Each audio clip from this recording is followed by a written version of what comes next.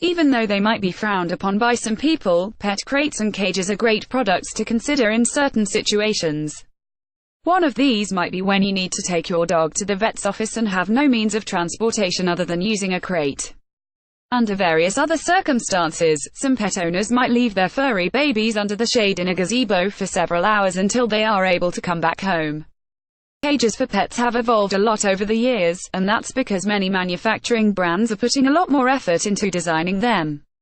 Those that are specially developed for smaller critters such as hamsters, guinea pigs, gerbils, rats, and various other rodents and not only need to be created with the comfort of the pet in mind. These small animals usually have tender limbs and paws that might be hurt if they stand on a wire surface all day long. Also, in terms of closures and security-related aspects, cages have changed in the past decade or so.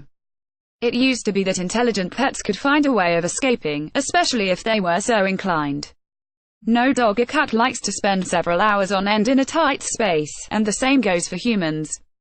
Another trend that we have witnessed recently is the ability and forthcomingness of brands to make pet cages on the bigger side of things.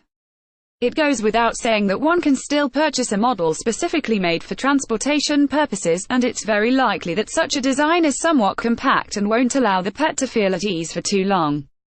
Those who are interested in adopting a new pet rodent, for instance, should take the time to consult several size guides that can be found. One thing that we have to note is that most pet rodents, whether they are gerbils, hamsters, or guinea pigs, are somewhat sociable, which is why it is a good idea to get a pair instead of just one pet. For 2 guinea pigs, you will need a cage size between 8 feet square to 10 feet square. If you have the budget to choose an even bigger one, don't hesitate to do so. This article from drfoxmag.com can help you make up your mind with regard to the type of cage you should choose for your guinea pig and what types of factors are most important when you are in the market for such a product.